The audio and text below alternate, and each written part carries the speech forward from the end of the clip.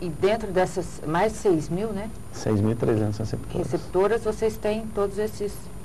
Todo esse critério de seleção a hora que compra, né? E aí, dependendo, a escolha de cada uma vai mais depender do cio, do animal que você falou, ou se, por exemplo, se é um embrião sexado de fêmea para leite, aí tem determinada receptora. Tem algum exatamente, tem, né, cliente é aquele negócio, cada um tem uma preferência, tem um tipo de curral, um tipo de estrutura dentro da propriedade, então tem cliente de gado de leite, por exemplo, do giro, né, que prefere estar trabalhando com receptora girolanda, um animal mais manso, ele tem uma estrutura para leite e tal, não é uma estrutura tão pesada, né. Já o criador de Nelore, ele já tem uma curralama mais alta, ele já tem uma estrutura mais pesada, aí ele já opta mais em cima do cruzamento, que é um animal que dá um pouco menos de mão de obra, né, no sentido do manejo. Então, vai da preferência do cliente e às vezes eles nos pedem, né, eu quero que direcione para a girolanda, né? A gente direciona pelo fato da gente ter um volume bastante grande, né, o outro quer direcionar para a parte suíça ou para cimental, então a gente tem essa possibilidade dentro da nossa escala. E depois eles devolvem a receptora? Não, não. Uma vez que você vende aquela receptora prenha, ela já fica, né, para o próprio cliente, né, ele já fica com ela na hora que desmamar, ele já vende ela, ou às vezes a maioria aproveita, né, reaproveita ela, vai sincronizar ela para implantar outros embriões na própria casa dele. E alguns clientes nos devolvem depois no final do processo, a gente faz um sistema de troca e tal.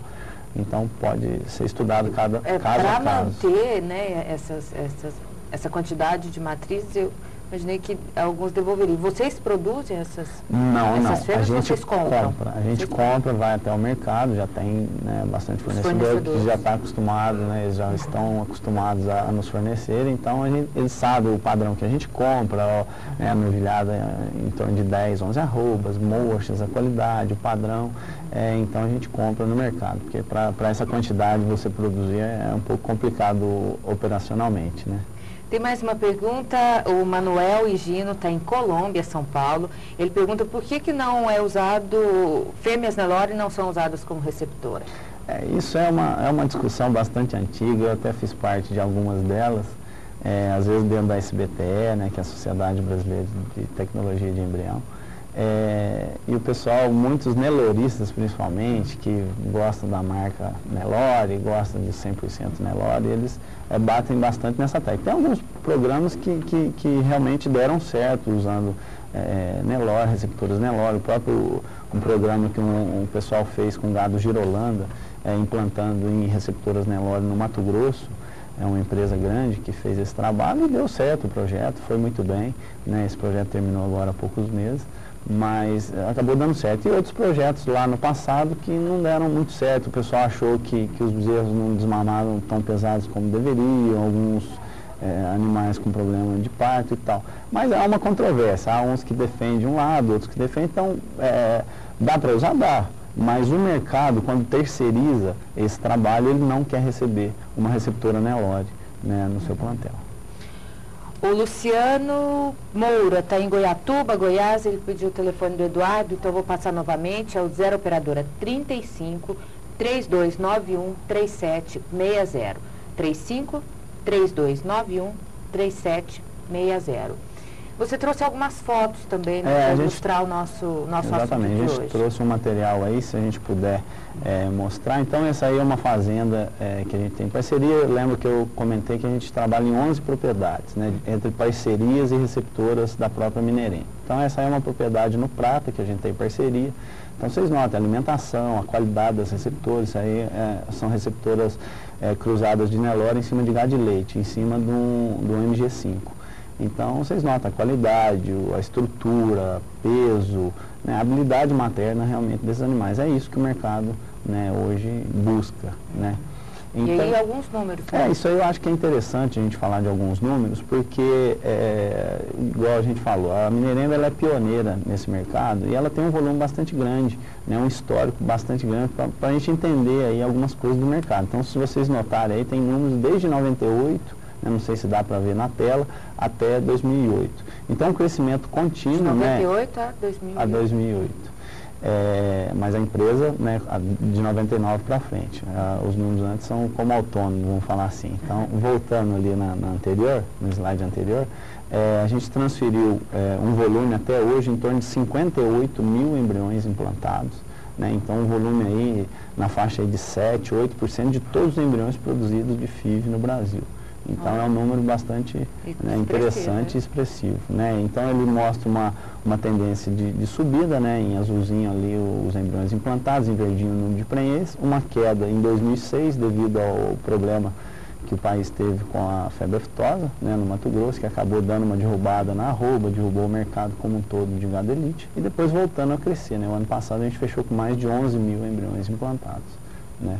Então é um mercado crescente. É um mercado crescente, e exatamente. Esse outro gráfico? Esse aí é o total de receptoras, né, mostrando também essa evolução. São números mês a mês de quantidade de receptores desde 2004, né, uma queda com a crise, né, de 2006, depois um crescimento grande, hoje aí fechando em torno de 6.300 animais. Na próxima, deixa eu dar uma olhada. São os cios, né, que também é em cima de total de novilhos. Como a gente trabalha com cio natural, igual eu falei, em torno aí de 500 cios, 550 cios por semana. Então, também essa curva mostrando, nos últimos 4 meses lá, se vocês verem, também um aumento bastante grande, né? Principalmente pelo fato de a gente estar no período das águas, né? Também isso interfere, você tem uma disponibilidade de comida melhor e, consequentemente, uma quantidade de cios maior. O próximo aí, vamos ver, são os números, né, gerados. A gente tem um controle estatístico muito grande dentro da empresa. Então, as fazendas elas têm que ter resultado. Se não tiver resultado, elas saem do projeto, né, seja parceiro, seja fazenda de aluguel. Então, ali você mostra o número de receptores naquela propriedade, a quantidade de cios, o número de embriões implantados, o número de prenhez que resultou nessas transferências de embrião, o número que chegou a ser sexado, né, que é o final do processo que você vai entregar para o cliente. Então, todo o controle estatístico é muito rígido. E você passa esses gráficos para os clientes? Para os clientes, para os parceiros, né, no caso que a gente está ali todo mês fazendo reuniões e tal. Então, tudo isso é medido mês a mês, eficiência de funcionário, eficiência de índice de prenhez, eficiência de veterinário. Então, tudo é muito bem medido para a gente conseguir ter os resultados que a gente tem hoje, né, os diferenciais. Esse é um gráfico muito interessante, principalmente para quem é técnico e está aí nos assistindo. É um gráfico de porcentagem de aborto. Então, para a gente ver desde 2004, mês a mês, os índices, os números de aborto dentro da Minerembro. É muito legal porque é um número que tem alta confiabilidade, estão 100% dos nossos números aí, e mostrando uma evolução, principalmente nos 3 últimos anos, né, vocês veem a tendência do gráfico, uma queda bastante grande no índice de aborto. Isso é índice entre a palpação precoce dos 30 dias e a sexagem aos 60 dias. Então, dá para a gente falar realmente que os números da FIV estão melhorando, os índices de abortos estão diminuindo, né, a gente faz um controle sanitário muito forte, né, de exame, de vacina, de IBR, BVD, leptospira, faz estreptomicina em todo o gado. Então, uma série de diferenciais que mostram aí esses números, né, em descendência e hoje aí trabalhando em torno de 4 a 6% de aborto, né, de absorção dentro do mercado de FIV, que é um número, né, bastante baixo para esse mercado. Mais um gráfico. O próximo porcentagem de prenhez é interessante. Vocês veem algumas oscilações, alguns nascimentos de laboratório aí, que a gente pegou o nascimento de praticamente todos os laboratórios do país, e também nos últimos aí 2 anos, 2 anos e meio, uma tendência de alta. Se vocês notarem, ele está com a linha dos 40%, a gente está trabalhando sempre acima dessa linha dos 40%. Então, lógico que dá uma caída na seca e dá uma subida nas águas, mas trabalhando com índice aí acima de 40%, o último mês fechado, que foi fevereiro, que são os números de sexagem de fevereiro, fecharam próximo de 48%. Então, mostrando uma evolução grande na FIV, já que a média de mercado aí que o pessoal fala é em torno de 33%, 35% de prenhez. Esse é um outro gráfico. Esse aí é o número de trabalho dentro da Minerembro, né? O número de animais sexados. Então, também mostrando um crescimento grande, né, de número de prenhezes feitas dentro da empresa, né, já sexados e entregues, né, para os clientes. Então, mostrando também isso aí. A gente quer abrir porque acho que é importante para a ciência mesmo, né, o pessoal entender os números, entender a evolução da técnica, né, que é uma técnica super recente, se a gente pegar, são 10 anos de técnica comercial. Então, e já estão com todos esses números aí né, a gente está falando em cima de 58 mil embriões implantados. Você vê, né, que a prática, né, vai melhorando exatamente, também. Exatamente.